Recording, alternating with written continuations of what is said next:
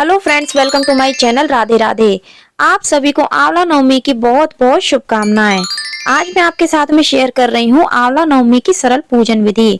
आप घर पर आंवला नवमी की पूजा कैसे करें, इसका वीडियो आपके साथ में मैं शेयर कर रही हूँ। इसके अलावा आंवला नवमी की पूजा में हमें किस किस सामग्री की आवश्यकता पड़ती है, तो पूजन सामग्री का वीडियो ऑलरेडी चैनल पर आ गया है, आप देख सकते हैं। फ्रेंड्स, आंवला नवमी के दिन आंवला के वृक्ष की पूजा की जाती है। यह पूजा आप अपने घर से बाहर जाकर आंवला के पेड़ के नीचे बैठ करके भी कर सकते हैं, या फिर अगर आपके घर में आंवला का पौधा है तो आप अपने घर पर भी आंवला नवमी की पूजा कर सकते हैं। इसके अलावा आप आंवला के पेड़ से आंवला की डंडी मंगवा लें, उसको गमले में लगा करके आंवला नवमी की पूजा कर सकते हैं। लेकिन आपको ध्यान रखना है कि आंवला के पेड़ की डंडी आपको एक दिन पहले मंगानी है। आंवला नवमी के दिन आपको आंवला के पेड़ की डंडी नहीं तोड़नी है। तो फ्रेंड्स, जिस स्थान पर हम आंवला नवमी की पूजा करते हैं उस स्थान को हम अच्छे से साफ कर लेते हैं, पोंछा लगा लेते हैं। उसके बाद आप उस पर चौक बना लीजिए। मैंने गेरू से लीप लिया है। उसके बाद मैं यहाँ पर आटे से चौक बना रही हूँ। आप गेरू की जगह हल्दी से या फिर गोबर से भी लीप सकते हैं। उसके बाद आप चौक बना सकते हैं। फ्रेंड्स, यह चौक आप आटा से, हल्दी से या फिर रंगोली के कलर से भी बना सकते हैं। इसके बाद हम चौक पर थोड़ा सा अनाज डालेंगे। अनाज में आप गेहूं, जौ या फिर बाजरा डाल सकते हैं।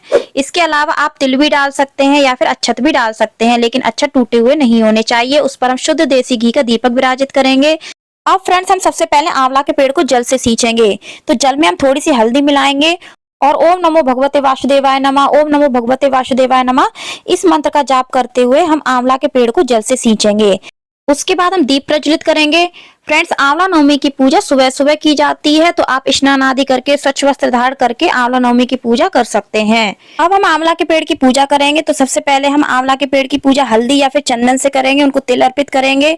अगर आपके पास अक्षत है तो अक्षत अर्पित करेंगे। फ्रेंड्स, आंवला के पेड़ में हम भगवान विष्णु के साथ में माता लक्ष्मी की भी पूजा करते हैं, तो उनके नाम से भी हम उनको रोली लगाएंगे और तिल अर्पित करेंगे। इसके साथ ही फ्रेंड्स, हम भगवान विष्णु को जनेऊ अर्पित करेंगे। तो यहाँ पर हमने उनको पीला जनेऊ अर्पित किया है। अगर आपके पास सफेद जनेऊ है तो आप उसको हल्दी में रंग करके उसके बाद आप आंवला के पेड़ को अर्पित कर सकते हैं। इसके साथ ही अगर आपके पास जनेऊ नहीं है तो आप वस्त्र रूप में मौली भी अर्पित कर सकते हैं।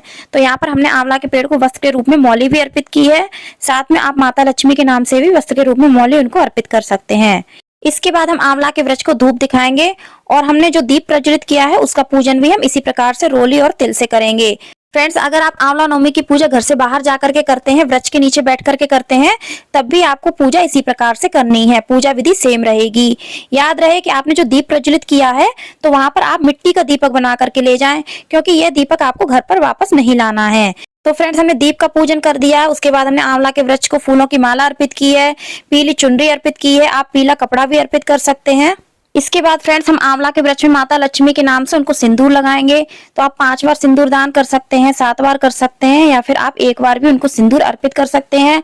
इसके अलावा फ्रेंड्स, अगर हम आंवला के वृक्ष की पूजा आज के दिन करते हैं तो हमारे घर में सुख समृद्धि बनी रहती है, माता लक्ष्मी की कृपा सदैव बनी रहती है। इसके साथ ही हमें संतान सुख की प्राप्ति होती है। अब फ्रेंड्स, इसके बाद आंवला नवमी के दिन आटा में हल्दी मिला करके ऐपन बनाया जाता है। इससे दोनों हाथों की सहायता से आंवला के पेड़ पर 108 टीकियां लगाई जाती हैं। इसे आंवले के पेड़ का श्रृंगार करना भी बोलते हैं। तो आटे के ऐपन से आपको आज के दिन आंवले के पेड़ का श्रृंगार जरूर करना चाहिए। ऐपन की टीकियां लगाने के बाद अब हम आंवला के पेड़ को पुष्प अर्पित करेंगे। तो आपके पास जो भी पुष्प उपलब्ध है आप उनसे आंवला के पेड़ की पूजा कर सकते हैं, अर्पित कर सकते हैं। हो सके तो माता लक्ष्मी के नाम से आप लाल पुष्प अर्पित करें। इसके बाद हम भोग लगाएंगे। तो भोग में आप मिठाई का भोग लगा सकते हैं, फलों का भोग लगा सकते हैं। फल में आप किसी भी मौसमी फल का भोग लगा सकते हैं।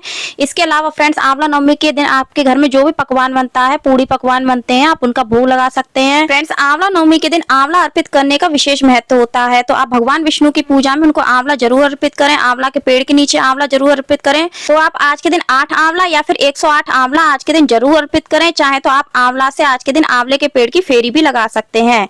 अब फ्रेंड्स, आज के दिन आंवला के पेड़ पर खीलें जरूर अर्पित की जाती हैं। अगर आपने आटे के ऐपन से आंवले के पेड़ का श्रृंगार नहीं किया है तो आपको खीलों से आंवले के पेड़ का श्रृंगार जरूर करना चाहिए।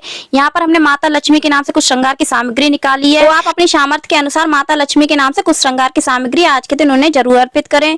इसके बाद हम हाथ में थोड़े से तिल लेंगे, पुष्प लेंगे और आंवला नवमी की कथा पढ़ेंगे। फ्रेंड्स, आंवला नवमी की कथा आपको आंवले के पेड़ के नीचे बैठकर ही सुननी है या फिर आप पढ़ भी सकते हैं। कथा का वीडियो आपको मेरे चैनल पर अलग से मिल जाएगा, वीडियो का लिंक मैं आपको डिस्क्रिप्शन बॉक्स में दे दूंगी। इस प्रकार से हमने हाथ में जो तिल और पुष्प लिए थे उनको हम आंवला के पेड़ पर अर्पित करेंगे, चरण स्पर्श कर लेंगे। इसके बाद फ्रेंड्स, आंवला नवमी के दिन हमें आंवला के पेड़ की फेरी जरूर लगानी चाहिए।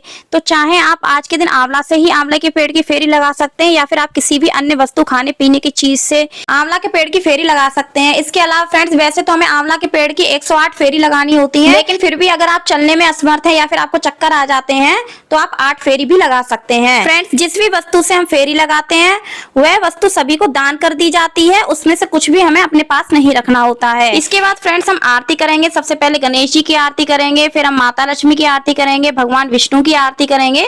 आरती हो जाने के बाद हम आंवला के पेड़ के चरण स्पर्श कर लेंगे, हाथ जोड़ लेंगे। हाथ जोड़कर हम प्रार्थना करेंगे, पूजा में हमसे जो भी गलती हुई हो उसके लिए हम क्षमा प्रार्थना कर लेंगे और अपने परिवार की सुख समृद्धि की कामना करेंगे और कुछ दक्षिणा अर्पित करेंगे। तो दक्षिणा आप अपनी सामर्थ्य के अनुसार अर्पित कर सकते हैं। अब आपने फ्रेंड्स अगर पूजा में फलों का भोग लगाया है तो आप उसको प्रसाद रूप में अपने घर में वितरित कर सकते हैं।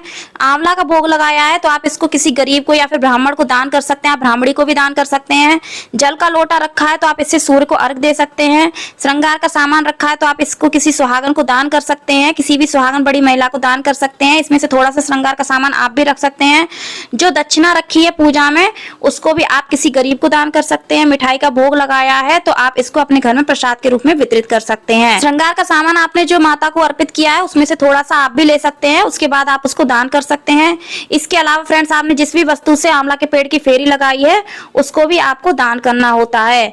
तो फ्रेंड्स, उम्मीद करती हूँ वीडियो आपको अच्छी लगी होगी। कैसी लगी कमेंट करके जरूर बताना। अच्छी लगी हो तो लाइक करना, ज्यादा से ज्यादा शेयर करना, चैनल को सब्सक्राइब करना, बेल आइकन को प्रेस करना, कमेंट में राधे राधे अवश्य लिखना। धन्यवाद। राधे राधे।